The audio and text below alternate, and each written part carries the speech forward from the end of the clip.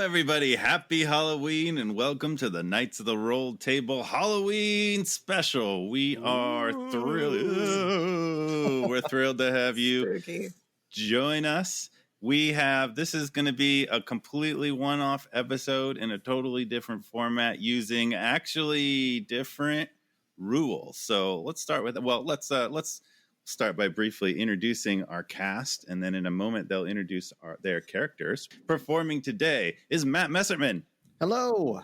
Jen Crespo. Hey. Jeff Frank. Well, hi, everybody. And rejoining the podcast, the great Alex Deddah. Hi. And assisting me with the DM hosting duties today, we have the great Chris Daly. Good evening. Oh, now my great doesn't feel as great. Oh. This episode is happening modern day with teenagers. They don't know magic spells. They're not carrying magic weapons. Nobody has like nunchucks to my knowledge or anything like that. But Zach, friendship is magic. That's only the power magic of love. So let's go over just kind of like the pared down rules we're working with today. First of all, instead, everybody has only a pair, what would be called in the RPG game, 2d6, which normal humans would just call a pair of dice, a regular pair of cube dice. So whenever there's a roll, it's going to be 2 dice ranging from 2 through 12 with the average is going to be in a bell curve. So it's much more likely you're going to roll 6, 7, 8 than if you were going to get a 2 or a 12. And in terms Tell us more about the statistics of random numbers. Oh, I can go on for a long time, Jeff, if we want to just really dive into that. Could you not? And as far as stats for everybody, I basically gave the list of D&D skills with a couple taken out that I didn't think were going to be particularly relevant. And then we said, everybody, you have -1 to every one of those skills, but you have 12 points to add into that. So all they've got to work with is just those skills. And so the only rolling that's going to happen is going to be one of those skills that we picked and adding whatever they roll on a pair of dice. What else? I allowed everybody to have one kind of random item, a regular teenager wouldn't be carrying around with them as long as they could explain why their particular teenager had that in this situation. And that's about it. So let's go back through the 4 players and have you describe your characters that you're going to be playing today. Let's start with Jen playing Rebekah. So Rebekah is a member of the theater club at Valley Mountain High. And she's recently been cast as the understudy for Ava Perón in the high school production of Evita, which is, of course, her dream role. But she is understudying to the other student that actually received the role. She has brown hair that she normally pulls back in a braid and wears a lot of black, like black turtlenecks with jeans, because it is, she has to be able to mold herself into whatever the situation calls for. Nice. And let's go to Alex. Tell us about your character. My character is Courtney Callahan, or Cece, as she goes by. She's a shy, studious girl, spends a lot of her time reading, and in the library, she is a former Girl Scout. Not super popular with everybody, but, she's still friendly, and she tries to be. She is blonde, and usually dresses like kind of like more old-fashioned than you would expect from a high schooler, like very like pearls and like pastels, I guess. So that's like her style. And that's Cece. And let's go to Matt All right, I am playing Douglas Dropsberg, but he just goes by Drag to everyone. He's like your typical nerd, right? Into comics and sci-fi and video games and, computers, all that stuff. The stuff that back in my day would have had you very much picked on him. These days is just pop culture. He's a tall, gangly looking guy. He's got light brown hair, usually keeps it up in like a bun, and it's got black glasses. Pretty chill guy. And then let's go to Jeff. This is your boy Braiden. I'm on the football team. I'm a really cool dude. I have a Letterman's jacket going into my senior year. I get to drive my dad's Camaro when it's my weekend to see him. And it's pretty awesome. Looking to hang out with the boys, play some Call of Duty, and go to this really cool party. So pretty pumped.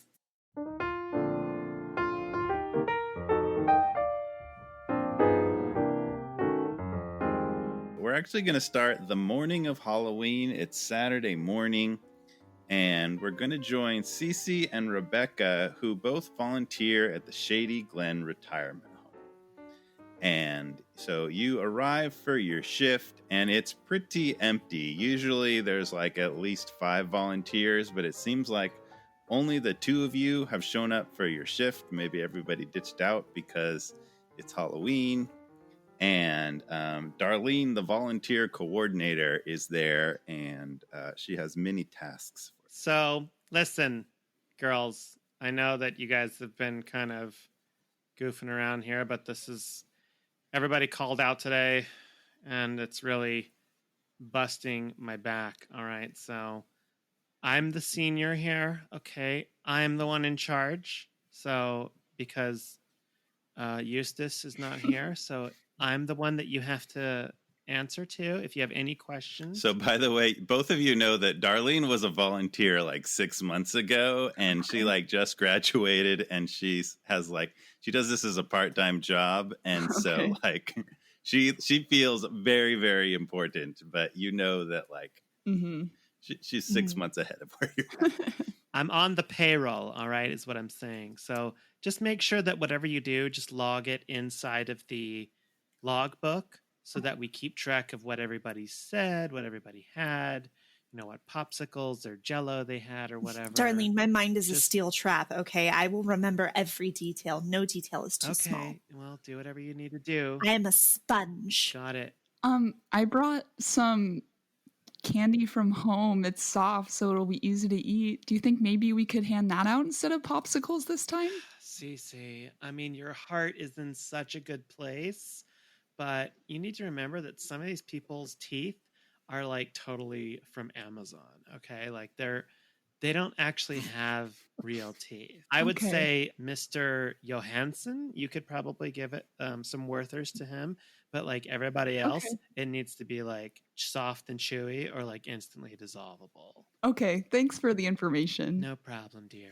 So then she hands you a list of tasks to do, and it is like super long and very tedious because there's no volunteers there, and it's like deliver this food, give this person their medication, give this other person their medication, water the lawn, water the plant in Mrs. Withers' room. It's just like a whole bunch of tedious stuff. And guys, I mean, I need you guys to be on the front lines. I'm going to be at the desk just in case anybody has any calls or like in trying to get some other people to come in. And I also need to keep an eye on my talk because, I'm blowing up a little bit. I got some new short videos, and I got to make sure that they're maintained. Fine. Thank you, Darlene. No problem. Cece, do you want to divvy these up and separate so maybe we can get through them early? And yeah, that sounds like a good idea. I mean, whatever we do, I'll just give 110%. It's really your call. Are you implying that I give less than 110%? Because I'm here, okay? This is all part of my process. No, I wasn't implying that, Rebekah. I just meant that I'll be happy. I just feel like you're not taking me seriously right now. No, I thought you were really good. I can't find one second. Well, that's on later. Your shift starts at about 9 a.m. and you're on until 12 noon. And so both of you set off accomplishing tasks, and you work your way through it, and you both end up in the room of Mrs. Hinkle. Mrs. Hinkle is an elderly woman who's taken a special liking to Cece especially. Rebekah, you really love hanging around her, though, because you know she used to work in the television business. She tells all sorts of stories. Sometimes they're really weird stories, but they're kind of about this old television show that her husband used to host back in the 50s, and she's kind of interesting to absorb information from. She's very, very elderly and really in physical decline. Some days she just can't even move. Some days she has a lot more energy. And this is one of her good days. So she's in bed, but sitting up and able to kind of converse and chat with the two of you. She says, "Oh, it's so good to see the two of you. What do you have planned tell me about your Halloween plans." Well, happy Halloween, Mrs. Hinkle. I don't know. I usually just stay in for Halloween and hand out candy at my grandparents' house, but sometimes I wish that I could maybe go out or something. I mean there is, I guess, a party, and it might be a good networking opportunity. There's a party? Oh. Yeah, I don't know if you know Braiden. He's one of the linebackers. Oh yeah, he copies off my notes usually in biology. He thinks I don't notice, but it's very obvious. Yeah, well, when I was working on my form for Damn Yankees, because I was in the ensemble of that last summer when I worked at the JCC, he helped me with some of my form, and we've actually talked on occasion, and he mentioned that there is going to be a Halloween party tonight. So, I guess I'm going to go. I guess if you want to come, it'd be fine. I'd love to go. I've never even, like they said, been to a party before. So I think it'll be a really cool experience. And Miss Hinkle says, "Oh, isn't that nice? That reminds me of the grandest parties my dear August used to throw, rap parties. After the episodes would end and we'd celebrate into the night, the crew would be there and the guests would stay, and the ghosts and the fairies would just enjoy the evening late into the night, eating the grandest things and having a good time. I do miss those days." Miss Hinkle, you mentioned ghosts and fairies. Was this like Summer Shakespeare, or? Oh, haven't I told you, dear? My dear August was the host of Hinkle's Haunted House. There were all manner of horrors and spooks. He would play movies and introduce the grandest items that he would discover. It was just a joyous time. Kind of a niche market there, but I guess that's cool. Work is work. Well, it got very big there towards the end, but I'm sure your shift is over soon. I don't want to keep you longer. Oh, well, we always love talking to you. And what a cool show that your husband was on. My grandparents like to watch Elvira sometimes, but in my opinion, I think she dresses a little risque. My dear, Elvira was a hack. She was nothing compared to Hinkle's Haunted House. Anyway, before you go, and she puts her hands up to around her neck. She's wearing on a thin silver chain, an ornate iron key. And she takes that from around her neck. She kind of holds it out to you and says, "I'm dreadfully sorry to ask this of you. It would be a tremendous relief to me if you would consider before the party going by the house to take care of the cat. I would be eternally grateful." Oh, of course. Even cats deserve to have a happy Halloween, right? Miss Hinkle, how do you have a cat if you're living here? Oh, well, it's there at the house, and it just needs checking in on from time to time. I would greatly appreciate it. Okay. So she hands out that key to you. You're saying to you, I'm assuming that's going to Cece? Yes, you Standing out to both of you, probably Cece, yeah. So You have acquired ornate iron key. Cece is going to take the key and put it in her pocket. And you do that, you tuck that away, and Mrs. Hinkle is already asleep. That was her energy level, and she's kind of resting peacefully there. And it's about 12 o'clock. It's about time for your shift to end. Well, guess we should head out. And do you want to come with me to check on the cat? Sure. I bet there's a lot of cool, like, old stuff at Miss Hinkle's old house, right? I mean, there's got to be stuff from the old show. God, I wonder if I could find some old sides. Maybe I find my next monologue there. Okay, great. We go to there.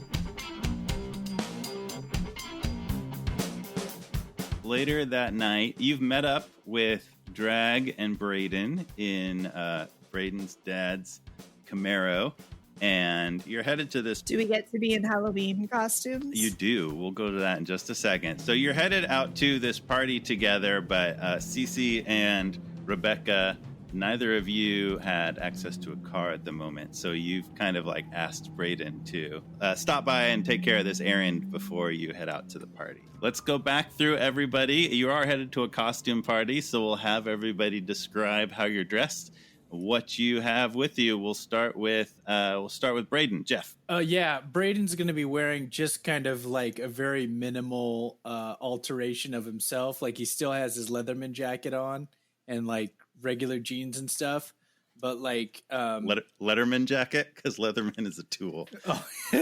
Well, he has both. He has his Letterman and his Leatherman ready to go as always. It's got it's like a sponsorship patch. Yeah, exactly. And he's got like a little bit of like makeup on in his eyes and like a little red like mark on his lips, and he's got like vampire teeth in. So it's like a very minimal vampire like, jock. Yeah, like it's a vampire. Now I'm a vampire. Like, cool. Let's go. All right, and Matt, describe how's Drag looking. Drag is kind of looks just like himself, except instead of his normal like flannel and ripped jeans look, he's got like a distressed blue button-up shirt and cargo pants, and he looks a little dirty, like he's been out in the wilderness for a while, and he's holding a small sledgehammer, a single hand. For those of you who know hammers, it's a single jack, and he's holding on to that. No one will know this, but he is dressed as the character Isherwood Williams, aka Ish, from the book Earth Abides, because he is. I imagine they ask him about that. So, like, how does that conversation go when they're like, "Are you like a zombie or something? You like a zombie?" No, man, I'm Ish from Earth Abides. I told you this. I don't know what that is. Is that a Netflix show? It's like the best book. It should be a show. It would be really good as a show, actually. But no, it's just a book. Is this one of these manga things? Because, like... No, man, it's like... a bit weird. No, man, it's like the first post-apocalyptic book. It's really good. Oh, okay. He's got this hammer, and it, like, becomes like a symbol. You got to read it. Does it have, like, comic pictures in it? Is like a graphic novel or what? No, man, it's just words on pages. It's a book. How do you know what he looks like? You're kind of taking a lot of bleeps here, I think. Well, I mean, if you go online, you can find lots of like characterizations of him and people like that have looked. But also, if you read the book, and that goes on for a while. So let's go to Rebekah. What is she wearing? So she is naturally dressed as the Liza Minnelli version of Sally Bowles from the 1972 Bob Fosse directed hit film Cabaret, which I'm sure you all are familiar with. She wears a hat. So it's basically that cabaret with the short black bob and the hat and basically like a low back leotard. Oh, okay, cool. Boots. Cool, you're like a flapper or something, like 1920s. It's cool. Braiden just gets everyone's costume wrong. And what is Cece dressed as? I'm not even going to dignify that assessment with a response. Liza Minnelli is royalty. Braiden doesn't know culture, man. Cece is dressed as Ariel from The Little Mermaid, specifically when she's in her like pink dress. So Cece actually made it herself.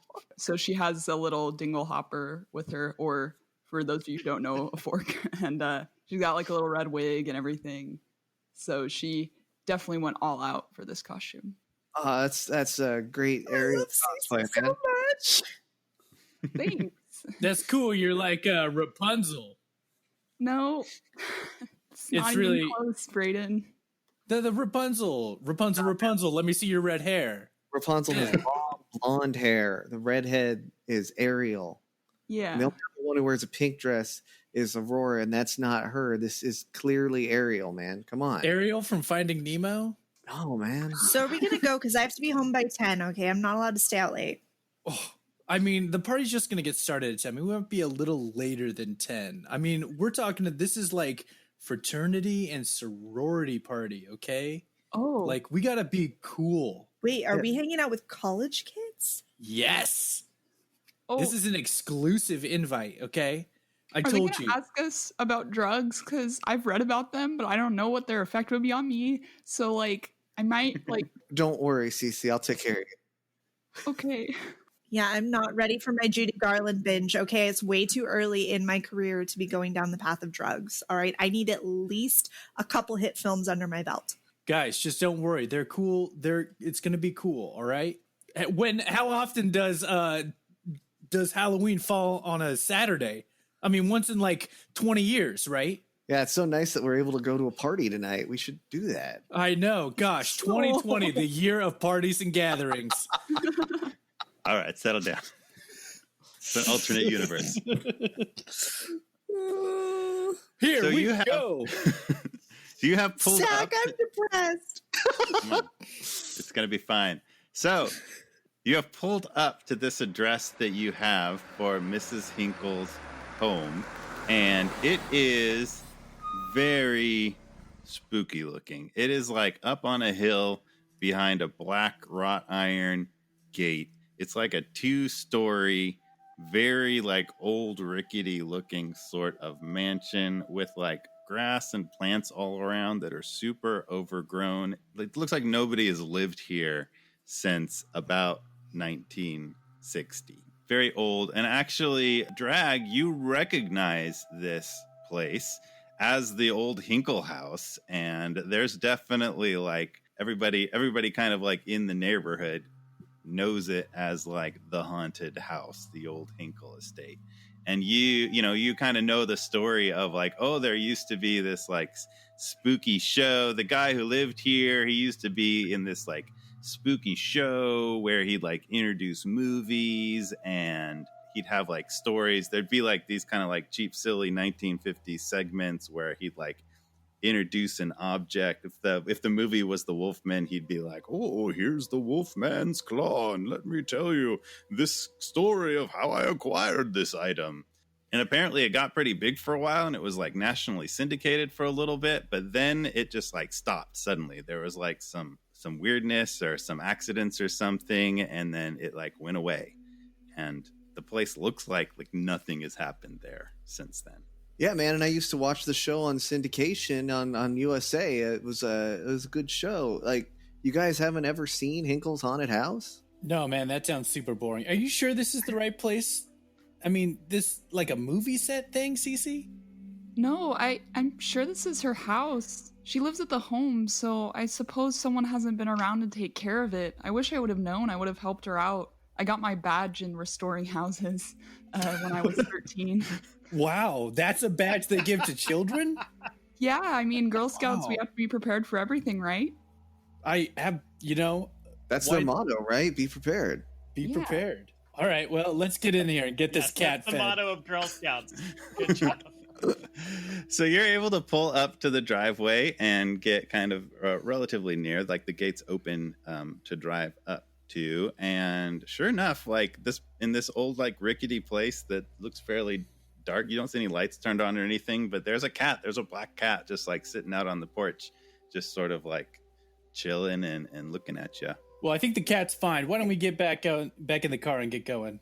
Come on, Braiden. What are you scared? We gotta check it out, man. It's Halloween on a Saturday, and we're at a legitimate haunted house. Come on. I'm not scared. I mean, come on. Here, kitty. Hey, kitty, man, come here. And he does that like thing.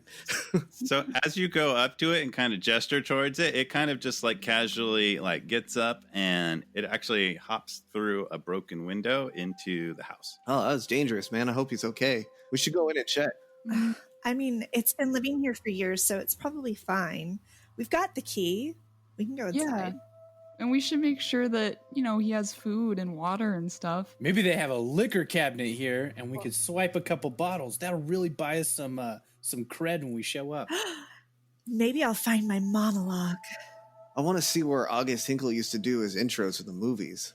Okay, just be careful, guys. I mean, this isn't our stuff, remember? She didn't tell us to come in and raid her house. We're supposed to just check on our cat and go. I'm just going to take a photo, okay? I obviously would never tamper with her personal belongings. But, come on, this is kind of cool, right? Cece takes out the key from, her little breast pocket and unlocks the door. So that key does fit in the front door, and it turns, and it does a very classic old door like... So that door creaks open, and you can kind of see into this house, and you can kind of see a staircase through there and some woodwork and things. And actually, you see the cat sitting on the stairs a little bit into the house. Here, kitty. It's okay. Did she say the name of the kitty, man? I don't think she told us. Maybe if I get close enough, I could read its collar. So Cece kind of crouches down to get on the cat's level. And holds out her hand. So you walk in up to the cat, and then the rest of you kind of file in behind her, presumably. And as Cece, you're about to get to the cat, the last person walks in the door, and you hear the door slam closed. And then all of you turn around to look at the slamming door, and there's no door there. And there's no windows on the wall. It's just a blank wallpapered wall, and there's no visible way out. You all don't see that too, right? I mean, I see a wall where there was a door, and I mean that's got to be maybe a scrim or something that came down. What? Braiden's gonna run up and kind of move the wall or and try and look around and tap on it and pound on it and see if there's anywhere that the door went. Braiden, can you line back it or something? You can use my hammer, man. Braiden, as you go up and line back it, you don't see it. You don't see any door. You don't feel anything through it. It feels like a solid wall. But actually, the lighting in that, there's no visible light on anywhere in the house, but there is kind of a dim light, and it dims further and it gets dark. And a projection from somewhere up the stairs actually projects an image onto this wall where Braiden is and where the door should be. And what you're looking at is black and white clips. And you see a man in his maybe 30s or 40s with big bushy eyebrows and kind of creepy features. And he says, "Welcome to Hinkle's haunted house." Awesome. It's maybe like a trailer reel or something like this, because what it does is shifts to, it looks like maybe that was part of the intro section, and then it plays some clips of various episodes. So the first one it goes to is you see that same guy who's presumably Hinkle, and he is sitting in chairs with it looks like a stunt person, and behind that stunt person are some stills of various movie monsters, and he's gesturing to a picture of a creature of the Black Lagoon type monster and talking to this stunt person. "What thoughts go through your mind when you're inside the creature, waiting for your cue to rise up from the deep?" Well, I really just rely on my team is really what it's all about. I mean, it's all about safety and triple checking everything. Fascinating.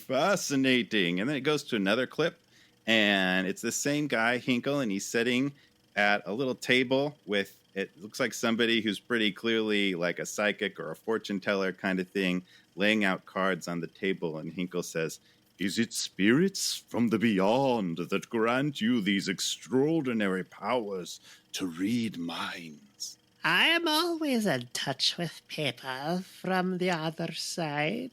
It is something that has been in my family for generations. And then it cuts to another clip, and this is Hinkle again. He's with a makeup artist, and the makeup artist, it looks like he's wearing a Wolfman mask, and the makeup artist is removing it by dabbing acetone, using a brush to dab acetone along the seams and start to peel off the different pieces from his face. Hinkle says, "Your work is so good that when I look in the mirror, I almost believe I have truly transformed into this fiendish creature." Well, by the time I'm done with you, honey, you're all going to be transformed. It's going to be perfect. And then it goes to another clip, and this is just Hinkle on his own, and he has this like little leather satchel. He's speaking to the camera, he's speaking to the audience, and says, "I have a very important question for you.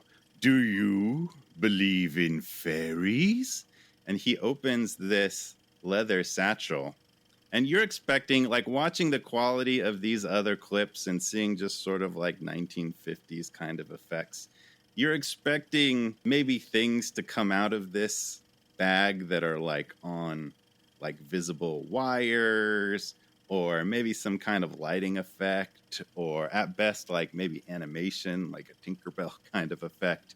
But what flies out of this leather pouch, even in black and white, looks very real.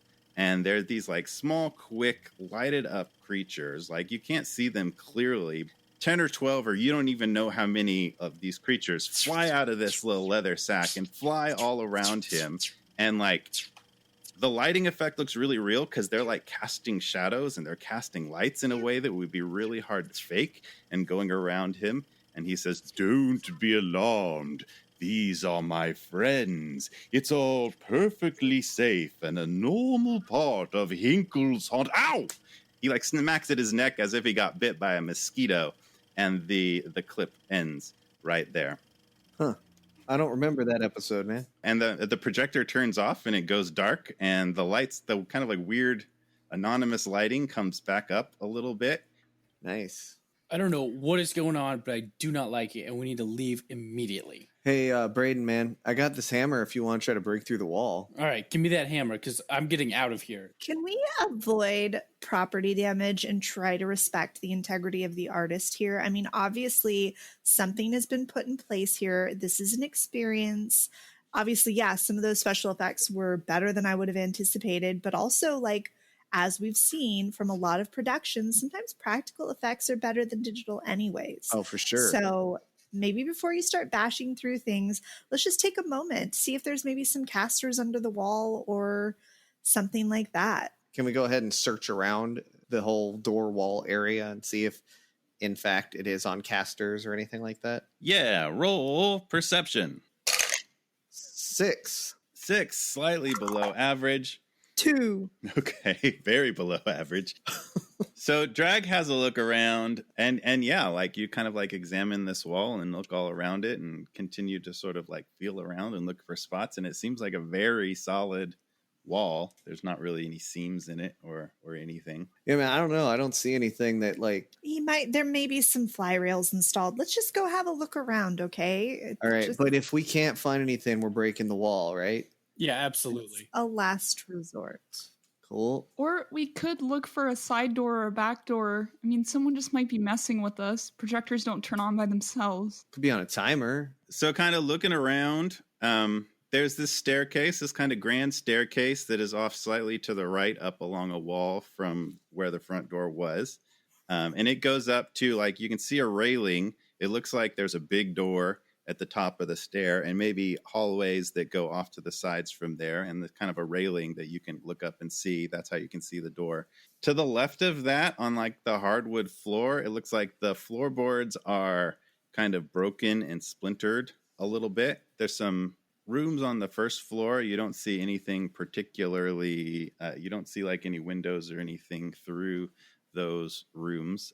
You can't see the cat right now, but it seems to have gone upstairs. I'd like to go take a look at some of those first floor rooms. Yeah, so you spend some time kind of like walking around there, and there's sort of a kitchen, but it doesn't really have anything edible in it. Some empty bottles, some very moldy remnants. All of them are empty? Well, do you want to roll investigation on all the bottles being empty? Yes. Roll investigation. Ooh, 10. All right, you size up these bottles. Braiden is very adept at sizing up bottles. Most of them are empty. A lot of them, like, you can tell, like, there was something in this, but it's just evaporated. over years and years and years. But you do find one wine bottle that still has the cork in and looks like it's full. Ugh, wine. Don't know if it would be good or anything. It wasn't like stored properly upside down or anything. All right, well, I'll put it in my Leatherman coat. Hey, CC, man. Did Mrs. Hinkle, did she like tell you where the cat food was? Oh, she really didn't tell us much. She just said to check on the cat. I'm sorry. I wouldn't have brought you all in here if I knew this was going to happen. Oh, no, this is cool. So you check around. You don't find anything other than kind of like very old, deteriorated stuff. There's like kind of like a sitting room off to the other side. Curiously, like there's a room with a fireplace and more kind of like furniture, but like no windows or no doors on any of these rooms on the lower floor that you look at. This is just turning into one big fire hazard. So I guess we're going up. Well, we got to find a way out of here. Yeah, let's go up, man. Let's go. Let's go up. Does anybody have a flashlight or a something we can illuminate with? I mean, my phone. All right. Everybody put your phones on the flashlight mode. Oh, I have a flip phone. CC. Seriously? Well, Oh, it's retro. It's cool. I don't really need much. Not even an iPhone 8? No, I just don't really need much else. I don't like to use the internet because I just like to read instead. Hey, man, you do you. Thanks, Okay, Greg. let's go upstairs. So you three of you light up your phone flashlights and head up the stairs. While we're doing that, Braiden's going to turn on the selfie mode cam and be like, oh, guys, I'm going up. I don't know what's going to be up here. This is like a crazy house, like he's narrating a vlog. Braiden, are you live right now? I don't have enough bars, but I'm going to put this up later. It's on Facebook Live. Yeah. Yeah, so I assume we have no reception. Yeah, when you check your phone, you see there's definitely no Wi-Fi here. You don't have any bars of cell phone coverage. In fact, it would seem that this entire house is a dead zone. But I can still record locally, right, on my phone? Yeah, that's Okay, good. Then, yeah. Like, we shouldn't be scared, though. I mean, he probably just has, like, a Faraday cage built into the walls. It's probably not a big deal. He's keeping Faradays in here? Not Faraday's, like, a scientist, dude. Oh. What? He's keeping a scientist in here? No, he, like, you know what? He has a no-internet cage, man. Oh, okay. This is messed up now. So you head up these stairs, and at the top of the stairs, you get a good look at this door. It is kind of big and grand. It's actually, there's double doors at the top of this staircase, and across the two of them, across the seam, there's 4 separate locks lined up top to bottom. Sorry, what kind of lock? It's like a latch across the door, like a bar. It's a Winston Hinkle 72. No. No, but I mean, it's like a key lock, a combo lock, or... There's no combination. There's not even a keyhole. There's just these like 4 different kind of like bars that would prevent you from opening the doors. Also, like, so you can see now that you're upstairs, you can see off to the sides down these 2 hallways. Each of the hallways also has 2 doors. So there's 4 doors total, 2 on either side of this big door. 4 latches, 4 doors. I guess we should split up. That's Hey. a terrible idea. Nah, CC, stick with me. We'll, like, we'll hang out together, man. Okay, I just really don't think we should all go alone. I am definitely not up for going alone. I mean, this air is going to already wreak havoc on my vocal cords. This place has obviously not been dusted in a very long time. Okay, well, Drag and I will go through one, and maybe you and Braiden can go through the other. Fine. If it'll get it done faster, great. Before we do that, Drag will say, why don't we, like, check the latches first, though, man? And then I'll try to open a latch. Let's say the top one. So you try to mess with it a little bit. Did I give you a skill that would be good for that? Sleight of hand, Sleight of maybe? hand, Or yeah. investigation? Roll I'll either. do investigation. Okay. That would be a 9. Yeah, so you have a look at it, and you know a little bit about latches and locks and stuff, and it's very weird looking. It definitely looks really, really solid. And the fact that, like, you can't even see what you would do to open this thing is very strange. It's not like, oh, there's a clasp or like, you know, you'd put a key in here, or you'd punch in a code. It's just like a lock. Yeah, the release has got to be, like, maybe they're in the rooms, like you said, man. I don't even want to hit them with the hammer just in case it breaks them. We get stuck. So, yeah, let's go check out the rooms. Come on, Cece. Okay. We split the party. Yay. So where are you going, like, between the 2 doors on the right and 2 doors on the left? We'll take the the left hallway, and we'll take the first door on the left that we would come to. Yeah, sounds good. So that's CC and Drag. And so then the other two, Rebekah and Braiden, where are you going? We'll do the first door on the right then, if they're doing the first one on the left. All right. So you both check these doors, and they are both unlocked. And you open them both. They also creak open spookily and step in. And you're all in the same room. The two of you walk into two different doors, and then you see the other two there with you. And the room that you're in, it looks like a makeup studio. And you actually see that same person from the video, the makeup artist, is in this room. And the room has 4 walls, and there's 3 makeup chairs in it, in front of a big mirror that has lights lining it. Oh, come on in, you guys. Come on in. I need everybody to take a seat right now. You don't want to be late for your call. What? What do you mean? Go ahead, take a seat. Take a seat in front of one of the mirrors. The makeup artist actually looks at you, Rebekah, because you have your item was a makeup kit. Notices that. Oh, you must be my assistant for the night. Good thing. I'm glad you're here. I guess I'm always up for an opportunity. Hi, I'm Rebekah Goff. Oh, nice to meet you.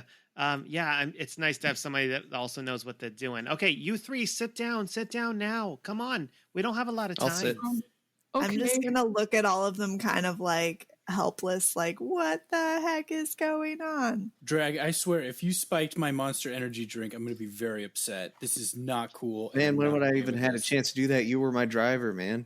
Oh, all right. Okay. Yeah, just come on in, sit down. Careful, don't spill the acetone. If we lose that, we're never going to get this makeup off. Oh. All right. Now, aren't you sweet? I love your dress. That's so thank nice. you. It's like a princess thing. It's so great. Hey, listen, what kind of monster do you want to be in the background? A monster? Yeah, are you more of a vampire, more of a werewolf? I can do anything, honey. I'm trained. We got maybe a Bride of Frankenstein thing, or what's your fancy?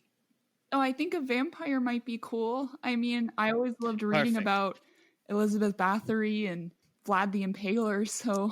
Oh, great. I haven't read the new Esquire, but I can't wait. Okay. And then she goes over to Drag and says, "How about you, honey? What kind of I got maybe zombie kind of thing, or I also got a spaceman." Oh, a spaceman. I want to be a spaceman.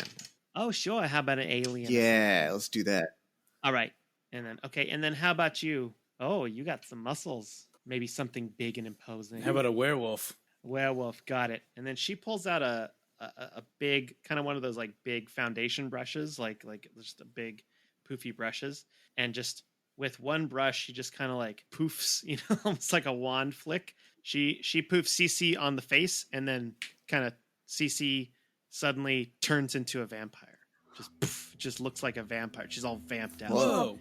That is not a she process I poofs- have ever seen before. And then she poofs Drag on the face, and then he turns into a cratery alien. And then she poofs Braiden, and he turns into a werewolf. It just looks like a werewolf. I mean, you didn't even put on a primer. I mean, we have to work fast. This is union, I mean, I was going to give you a hard time for using acetone because that's terrible for your skin. I mean, at least just use some isopropyl alcohol or something. But No, the acetone's very important. Oh my God, you are amazing. So, Rebekah, as you're looking at the makeup artist, you see the makeup artist with kind of your back turned to these 3 now very realistic looking monsters. And when you kind of glance back at Cece, you see not just her as a vampire, but you see you're suddenly in a castle. And there's lights, and there's a coffin behind the vampire. And this vampire is approaching you, moving towards you. And Cece, you have no sense of this being you. Rebekah, you're just experiencing that you are suddenly a vampire is approaching. Hey, Cece. Man, that is some set design there too. Hey, you're. Could you back up a little bit? I don't want to breathe the same air as you. I have a condition. My vocal cords. I'm on vocal rest actually right now. And you kind of like, as you like back away from this vampire, you turn a little bit and kind of angle your body so that, and suddenly you are not in that vampire's castle anymore, but you're facing where Drag's chair was. And there is a spaceship in front of you, like a big, like classic UFO 1950s kind of like spaceship, and it's beaming down a light, and this like hideous alien creature with like tentacles coming out of it is looking at you. It has sharp teeth and 3 eyes, and it is stalking towards you, and there's like burning buildings and like a war scene going on, and you're suddenly there. Okay. And at the mirror, the makeup artist is just like, don't forget the finishing touches. You hear that, and you like turn around, look over your shoulder, and you're like looking at the makeup artist again. I'm officially rated out right now. You got this, honey. You can do this. I mean, you've been trained, right? You went to the industry training? I had 6th period makeup with Mr. Truba. I don't know him. Maybe he's from New York. But you know what? At that moment, you like hear a howling from your right, and you like involuntarily like glance at it. And when you glance that way, you're in a forest, and you can see through like a classic clearing up above you. You can see the full moon. Something kind of like skitters from like one tree to another right next to you.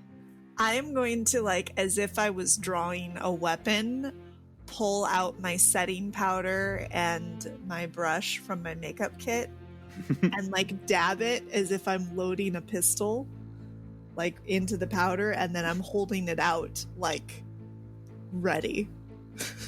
So you do that, and a werewolf leaps out snarling and growling at you, and it like stops for a second. It looks at that like brush you're holding out and kind of like stops and looks at it. It like flinches for a minute and like sniffs it a little bit. I'm gonna dab some setting powder so that any liquid makeup that may have been used on the werewolf does not run or weep.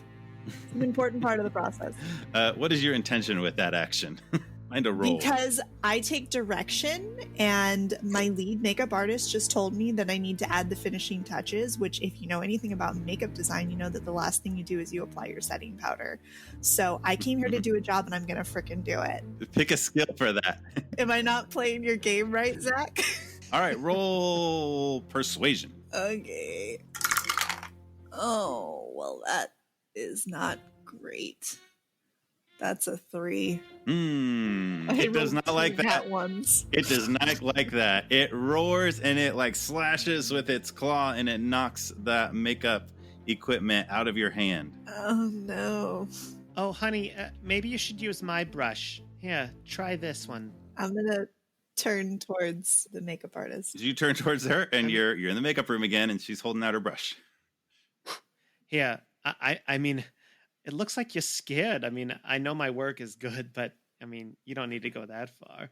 Here, hey, if it bothers you so much, just take it off. You know how to take it off, right? Well, I guess we'll use acetone rather than, a nice micellar water or oil-based remover. Here, use my brush. Okay, I'll take the brush and the acetone, even though, just for the record, that is terrible for your skin. Well, you know what? It's the 50s. I don't know if they had gentle oils in the movie industry in the 50s. Okay. That's all right. After you're done with this, we'll all smoke some Luckies. It's totally safe. You have this big brush and you have this acetone. You kind of take a deep breath before deciding which way to turn. I'm going to turn back to the wolf. I'm going to finish what I started. You do. And when you turn that way, you're back in the forest, and you don't see the wolf again. It's back in the forest. And you hear from a distance another howl. Bro!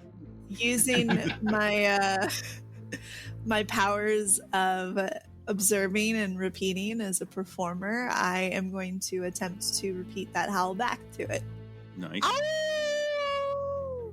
Is that you, dog? And it leaps out at you, and it begins stalking towards you. Before it has a chance to size me up again, I'm gonna pounce on it and attempt to hit it with that acetone on the face and the brush. Although you wouldn't really use a brush to remove makeup, but I digress. As soon as it's splashed with this acetone, it starts to bubble as if like hit with acid. It starts to like bubble and sizzle. It looks terrible for its skin as the wolfiness burns away.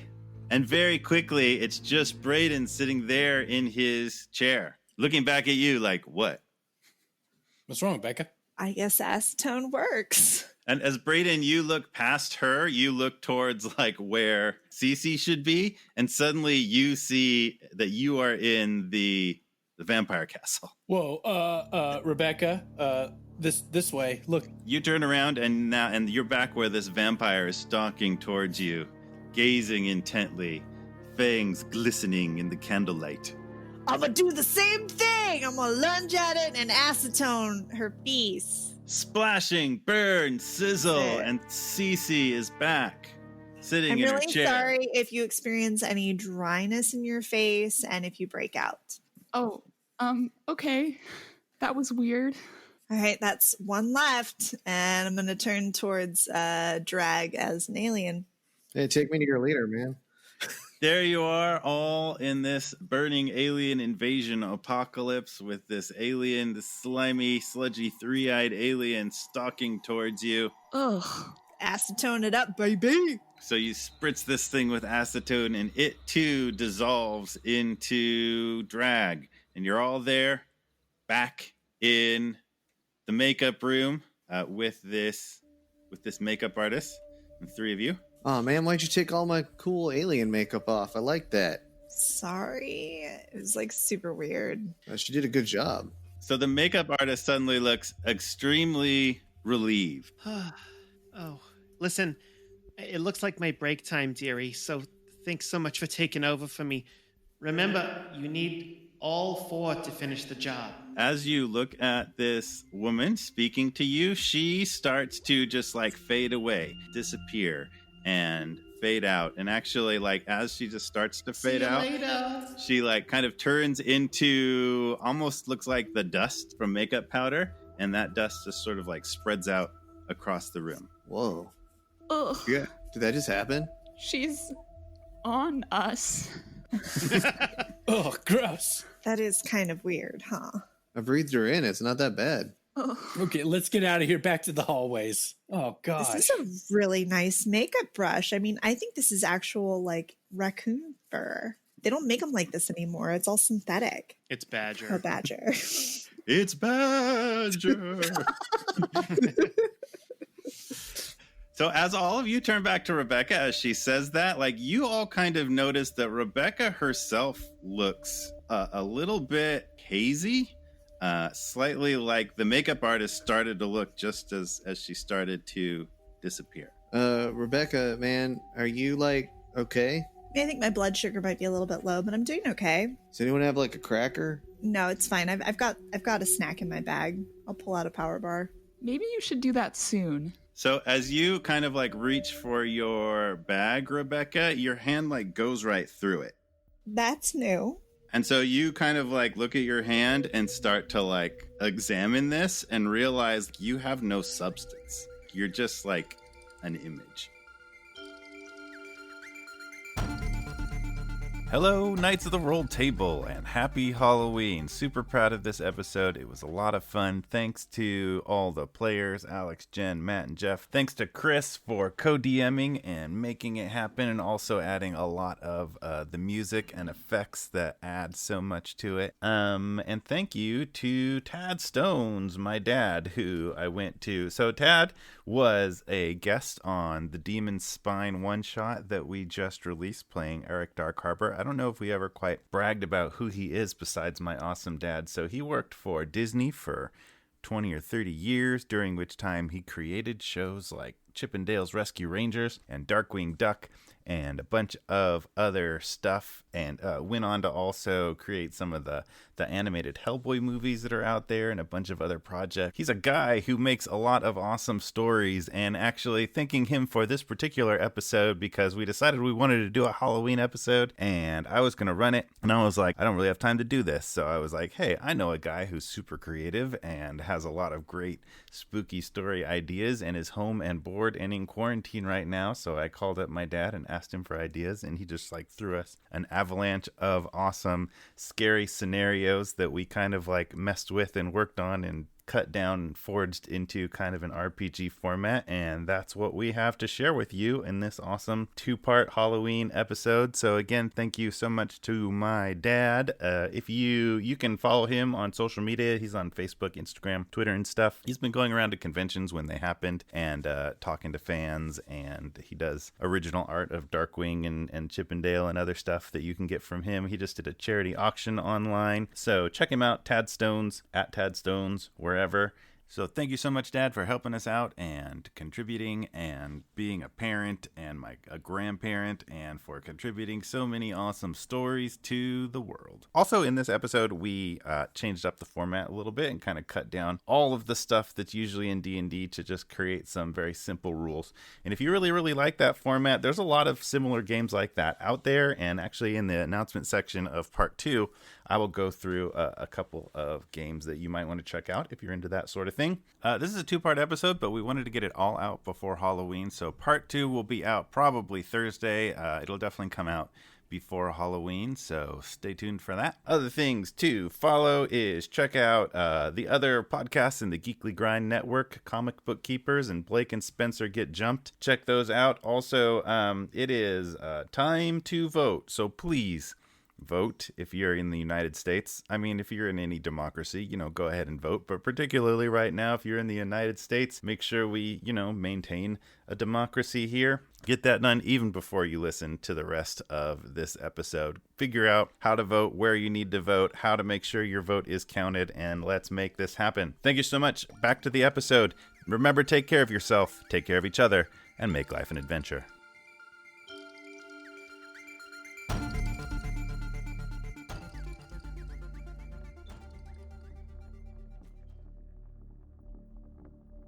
Your hands go right through anything, and if they try to touch you, their hands go through you. I am 100% trying to touch her if I see that. Hands through doesn't work. Seems very inappropriate. With consent. Whoa. What? This is I'm starting to panic. I'm having a problem with this. This is No, man, don't panic. You can walk through the door now and open it up. I'm never gonna be able to photograph like this. Think about all the money they'll save on special effects if you're in a movie. Rebekah, as you imagine being photographed, you suddenly and immediately change into like the outfit that you would ideally, the outfit and the perfect makeup and everything that you would ideally be wearing for a photo shoot. And you're still like unsubstantial. You still don't have substance, but all of a sudden you look exactly like that. That's the sound of it. It's a very old Hollywood glam, FYI. Whoa, you changed. When'd you do that? I just thought about getting my picture taken, but I'm still translucent. Yeah, we can see like light through you. I'm scared. Braiden takes his picture out, and it takes a picture of her. I'm gonna, after he does that, I'm gonna sit down and like pull my knees into my chest and wrap my hands around my knees, like, and kind of just rock back and forth. Does she show up on the picture? Yes. I'll show it to her. I'll be like, see, look, you're still like existing. I'm gonna hold up my hand between his face and mine and say, this is not existing. I shouldn't be able to see you. When you say that, he disappears. Whoa. Braiden? Oh my god. Braiden, you're still there, and you don't have any sense of yourself being invisible. Yeah, what? Like, where are you? What do you mean? I'm right here. No, you're not. You're like invisible. What? You're like, we can't see you, man. Can you see you? Well, look, how many fingers am I holding up? None? That's not helpful. I want to try something. Wait, do I have a concussion? I want to see Braiden. And he pops right back out. Oh. I think I'm a god. Or, I don't know, maybe when you helped out that makeup artist, maybe she gave you some of her powers. Well, how about I want to find the exit? Over the door to the makeup room, a little like exit sign like lights up. I want to be opaque. You do become not see-through, but you're still like just like an image. Hey Bex, man, can you give me a sandwich? Like a big sandwich with like lots of meats on it and some veggies and like a nice like garlic bread as the bread. You're disgusting. I'm hungry, man. We were supposed to have food at the party and we're stuck in a house. She said something about you need all 4. There's 4 rooms. We went into one. Let's go to another. Oh, brother. With some food would be cool though. All right, let's go to the next room. Let's go through the exit door. Rebekah, you try like experimentally about the sandwich, and you find that like you can summon a sandwich, and it pops up, but it's just the image of it. When he tries to eat it, like it's just as insubstantial as you. Oh man, and he can't really move it. It's just the image of a sandwich. Now I'm even hungrier. All right, let's keep moving. Good idea. Thanks for trying. Mm. All right, so we exit. It doesn't seem like they're gonna let us separate or whoever they are. So like, let's just all go in the next door together. When you walk out of that door, like you come out of the 2 separate doors. Oh. Hey guys, come down here. But specifically, the door that Rebekah walked through, that stays open, and you can see the makeup room through it. The other one closes behind you. Oh, I want to check the latches.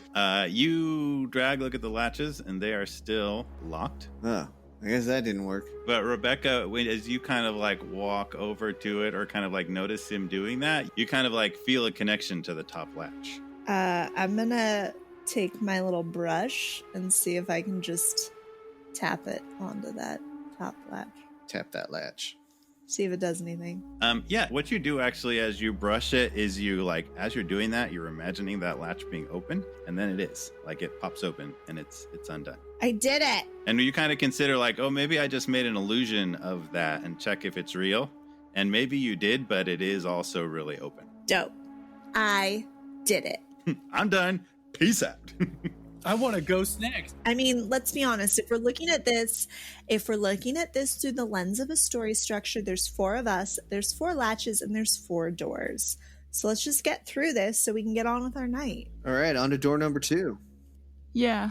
So you notice this cat again. This cat is out there. It's kind of like sitting on the railing looking at you, and it kind of like hops down and goes back and kind of like claws at the door that Cece and Drag had gone into, but turned into the makeup room. It kind of like claws. All right, let's go in the one that the cat wants us to go in.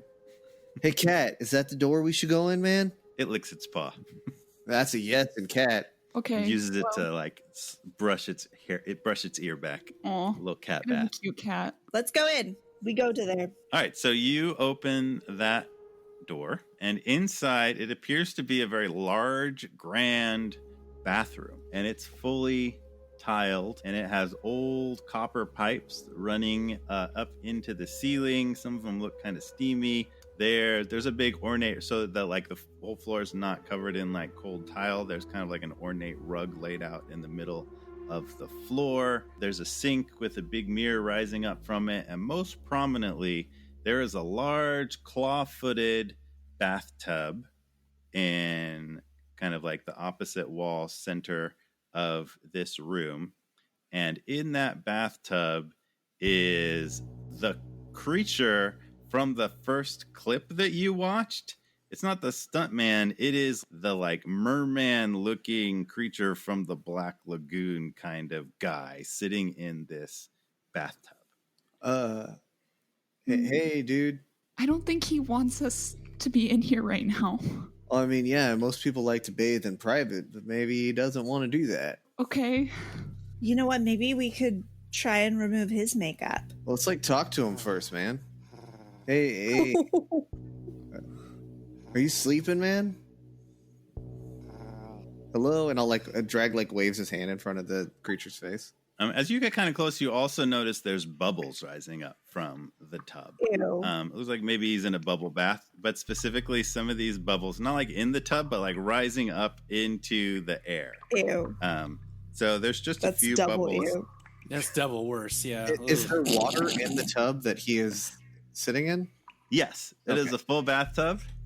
And there's like kind of like some bubble bath suds in there, but there's also these great big bubbles, kind of like unnaturally large, and they kind of look like they look like they're like water is inside them, oddly.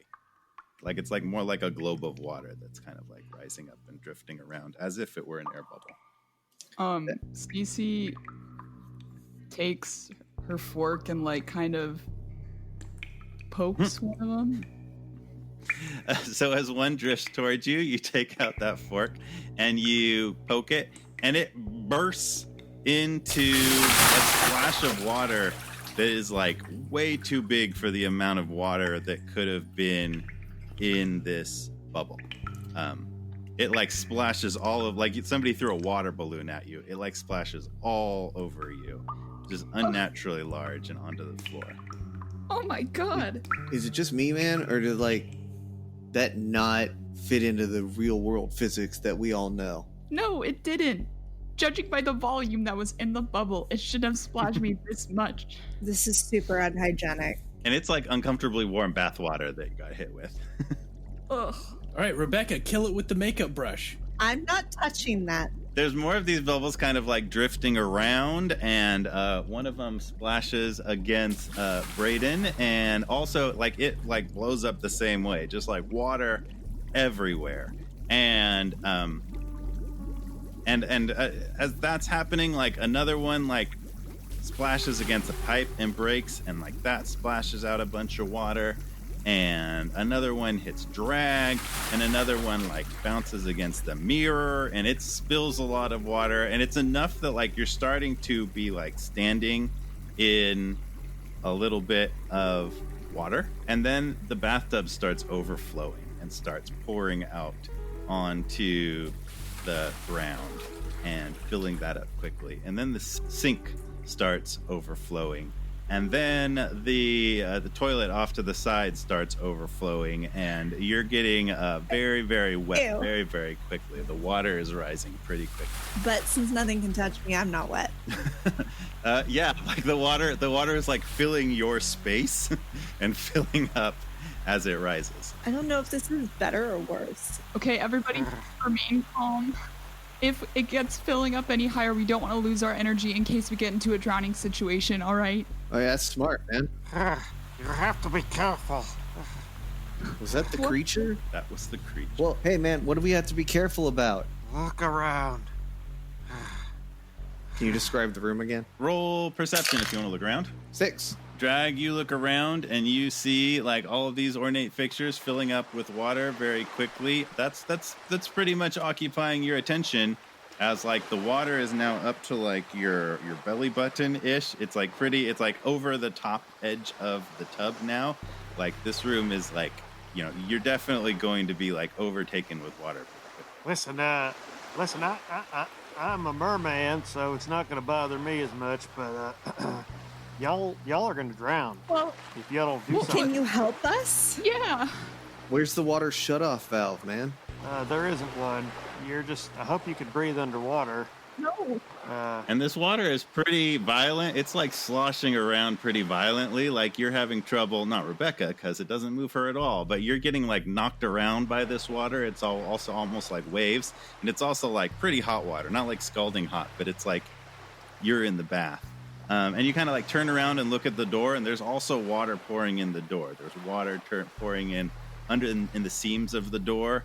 And it's already up to like your like chest. Mister, I'm really sorry that we invaded your space, but we have lungs, not gills, and we're gonna get in a very bad situation very fast if this water does not stop rising. Yeah, I mean, well, you know, if this was a stunt, I mean, I would definitely have team. I would have all my equipment.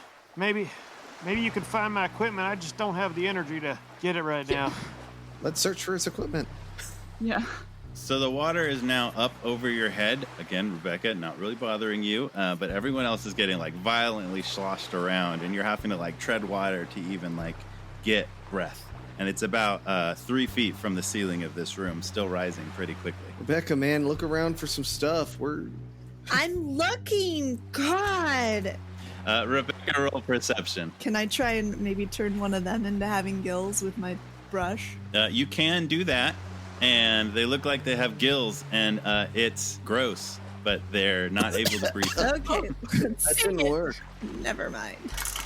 That's a 7 for perception. Being the only one who's not like having to like slosh around and stuff, you find that you can actually like let the water cover over your head, and you're able to breathe fine. Well, you don't really know if you're breathing, but it doesn't bother you, oddly. And you look around, and you just notice a little something that's behind it's behind the bathtub. I want to go to it and look at it more. So you walk over there quickly as the rest of them are like kicking and struggling and trying to gasp for air. You kind of casually stroll over there, and it looks like a very old-timey like scuba helmet. It's not a scuba helmet, but it's like a fishbowl style helmet with some hoses that attach to a tank that looks like it has some back straps. There's a helmet and a tank, and I think it'll help. Who's closest to me? Let me roll for that. Braiden, you're closest. Okay, I'm gonna So like there she is. shove it on his head. Whoa! So you try to do that, and your hand goes right through it. Braiden, there's a scuba helmet over here. Just come grab it. I can't touch it. I can't lift anything. This is so stupid. Okay, BRB, guys, and I'm gonna dive down. Hurry. Yeah. Sure. Roll survival, Braiden. Actually, you can roll athletics. Oh, thank goodness.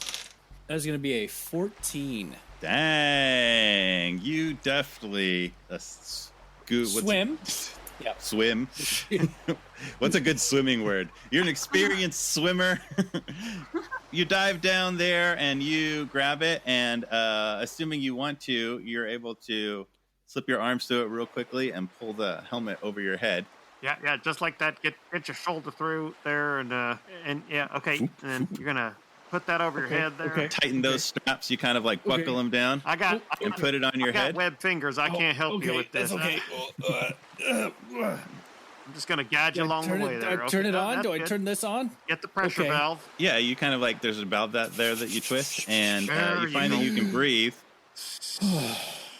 You find that you can breathe, and also like you're suddenly like stabilized in the water. You can kind of like move. Is there another tank, another apparatus somewhere? Nope, just that. Braiden. Okay. Drag and Cece are still struggling, and the room is about full of water now. There's maybe a few little pockets, but they're in a lot of trouble. Well, good job there, buddy.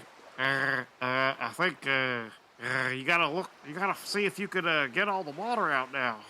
Is there and he's gonna reach in and he's gonna pull the stopper out of the tub that the guy is in. Yeah, you do that. You pull that stopper out of there, and like a whirlpool starts to form, and it forms, and it gets like abnormally large. As much as like those bubbles spilled way too much water, this drain starts sucking in water much faster than it should, and the whole room and all the water starts to spin around it. Hey, CC man, if we're gonna die here, I just want to let you know. And then, right as that happens, the whirlpool happens. Rebekah, you're not affected. It just moves through you.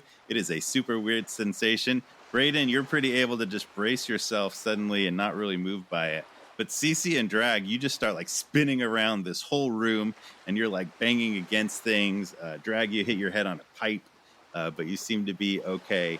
And like the whole room starts to like drain until your feet are on the ground again, and the water is still draining out. Oh my god. Are everyone's vital organs okay?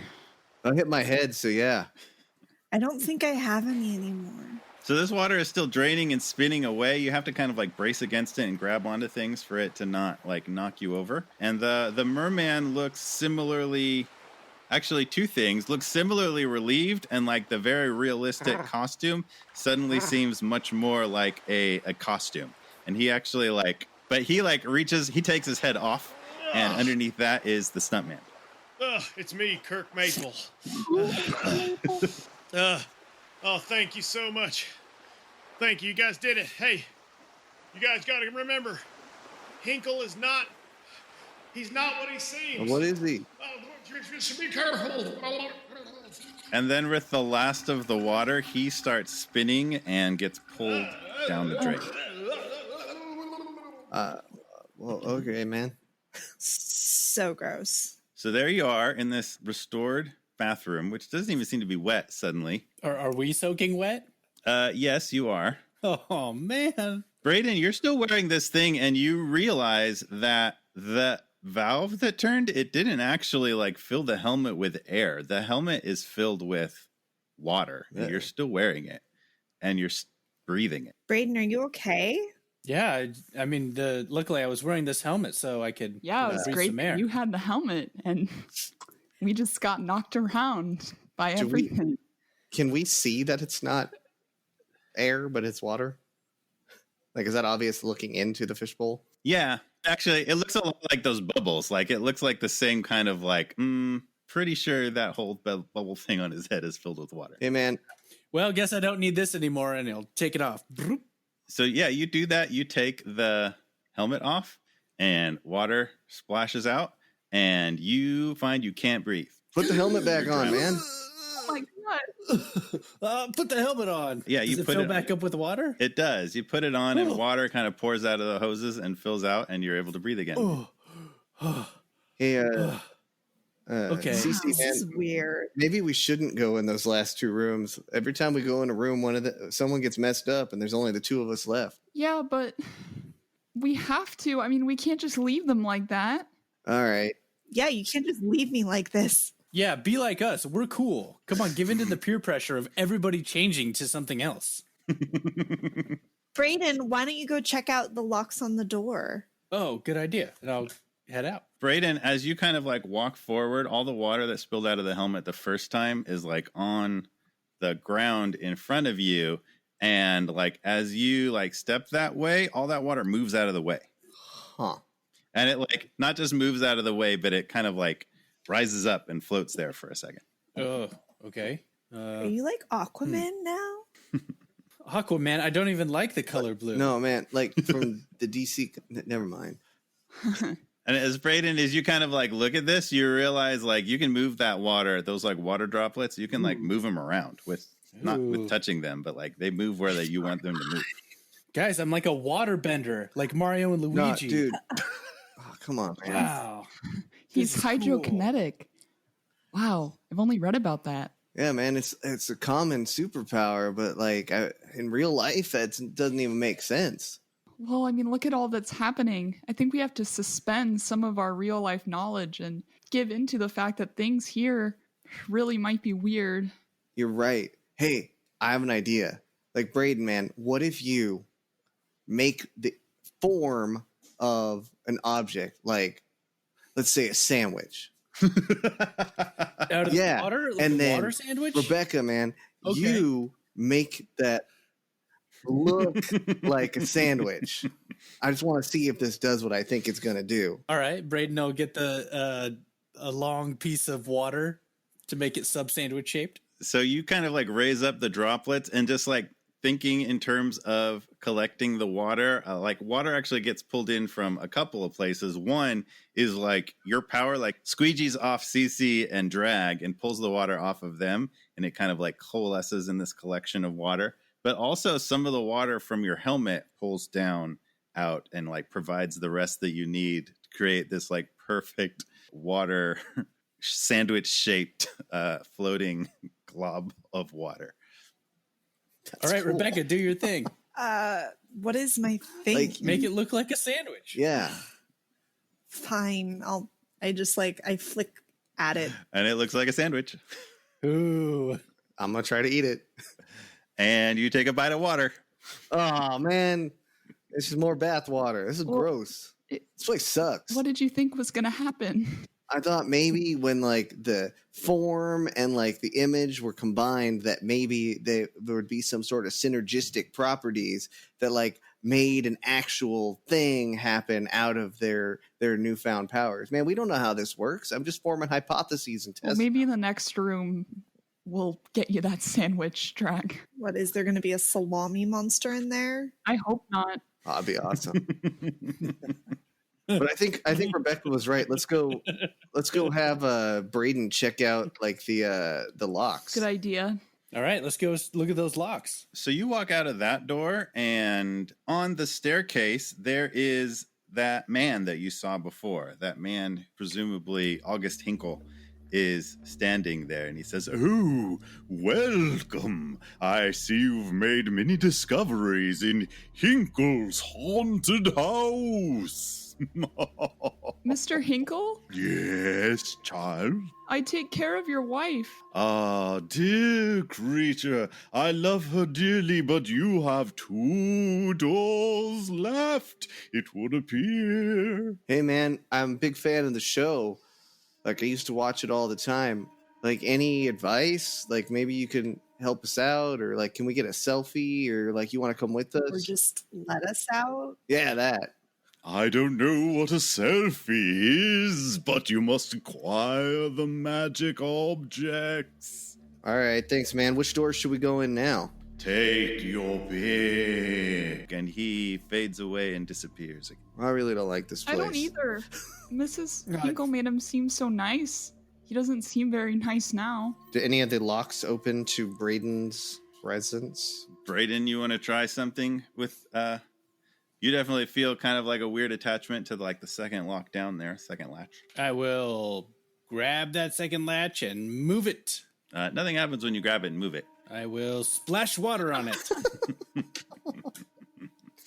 So when you think about doing that, some more water out of your helmet gets like pulled out, splashes against it, kind of like takes the form of that lock in water form. And when it does that, that one with a splash also unlatches.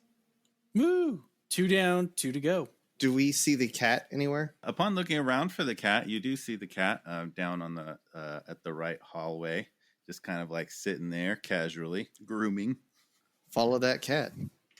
There's one door that we haven't gone into in that hallway, right? Yeah. So the 2 end doors, so one on either side, have not been. Let's go through the next door. All right, sounds good. Let's go to where the cat is. He seems to be leading the way. Or she. I don't want to misgender the cat, man. So you head down there, and Drag, you open that door. And you look into what looks like a library, a grand library with, one of those huge libraries that has a bunch of nice books aligned all along the wall. And then there's like a little railing on like a second level. And there's like a rolly ladder you can roll along if you want to climb up and get books on the second level.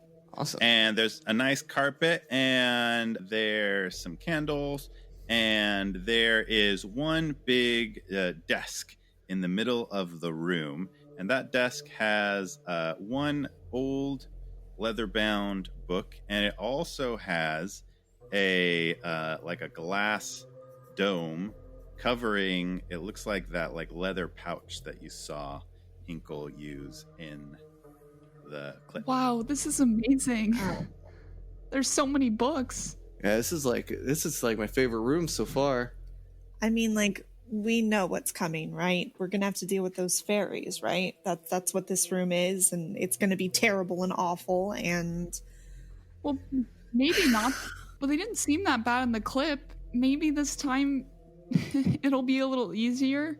I mean, at least we don't have water up to our necks. Well, it seemed to me like the fairies were like attacking Hinkle, right? So maybe we should maybe we should check out the books before we open the fairy pouch. See if there's something that tells us how to handle fairies. I think we can handle a few little fairies. You seem very optimistic given our current circumstances. Well, I have to be.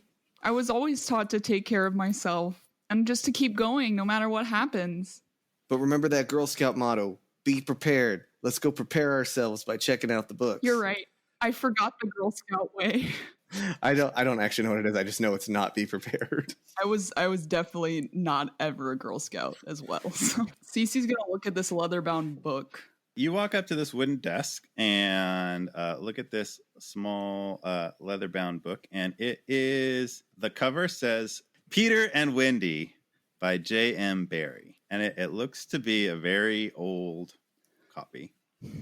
I don't know. With all this moisture on my hands, I could ruin the integrity of the book. But I have to make the sacrifice. So she opens it up. Roll for history. 11. Dang. Oh, you know all about J.M. Barrie and Peter and Wendy and the whole like development of Peter Pan. And you know that Peter and Wendy was originally a play that J.M. Barrie wrote in like 1907-ish. You're not sure exactly the year. Then eventually it became a book. The original version of that became Peter Pan was like not at all like the Disney version. It's kind of dark, kind of spooky. There's a lot of nuances to what's going on. Is it more racist than the movie? Because That would be the impossible. movie is pretty racist. Similarly racist. Okay. I believe. I was hoping it was not. Does it say anything in there about killing fairies or controlling them or like not having them bite you or whatever it was that happened to Hinkle? From what I know about fairies is that they don't like to be disrespected. So we have to be careful. You know the whole like Tinkerbell, do you believe in fairies kind of thing? Yeah, That's from I the was original. about to give That's in that as a theater person. I'm sorry, Rebekah. You know plays too. If you want to roll history. Yeah, I History of roll for theater. that. It's a 3. Oh. Rebekah, you think you know about this play and you don't. So feel free to throw out some incorrect facts. All I remember is that I really like it when people clap. And there's a part in the play where you actually make the entire audience clap. Oh, yeah. Right. You have to believe in them or else they die. Oh, cool. We just not believe in fairies and they'll go away. We shouldn't have to kill them. Let them out. There was also this really bizarre like ballet section where Hook dances around with Peter Pan dressed as a wood nymph. And it was like strangely erotic.